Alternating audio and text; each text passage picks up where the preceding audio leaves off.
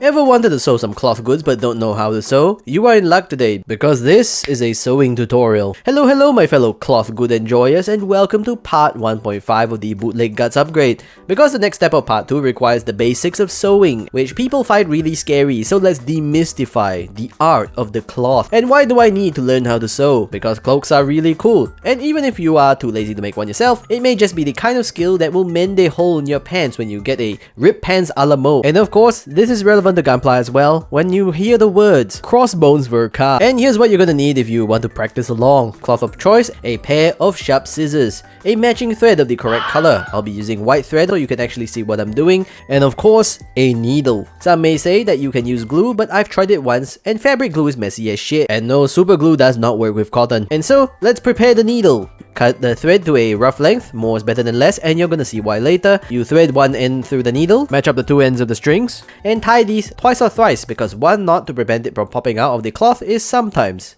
not enough. And here's the main two stitch types that will essentially cover most of your sewing needs. And our main go-to is called a running stitch, and this is the one I use to hold the wire inside the cloak and everything else. You pull the needle through from front to back, space out the next hole before going back to front, and space it out again and do another front to back. You can also bunch up the cloth like so to speed up the process. If you want the front facing stitches to be less visible, have them run closer on the front facing side and do more of the running on the non-visible side. If you don't want to see a single bit of stitching, you can always sew two pieces of cloth together and reverse it later.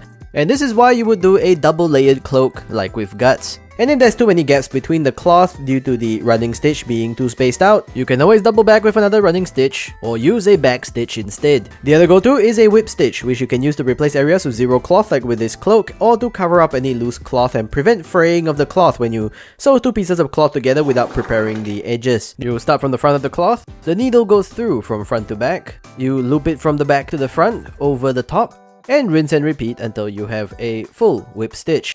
And now that you finish sewing, how do you close the stitch? Loop the thread like so, put the needle through the loop before grabbing the loop and slowly pulling the loop until it tightly sits on the cloth surface. Once that's done, you hold it down with your finger and pull the needle till it becomes a knot. Do this a couple more times until you're comfortable it won't unravel, and you've now completed a single length of stitching. This becomes exponentially harder the less thread you have at the end of the stitch, so unless you want to put a needle through the tiniest loop imaginable, please use a longer piece of thread, or simply stop sewing once you hit a point where you won't have enough thread to thread the needle through. On the off chance that you're just here to fix your ripped pants, cut off any loose threads, gather the two torn ends, fold them over like so, and sew this folded cloth together with the techniques I've shown you. You are very welcome. Like, subscribe, and we'll see you next time.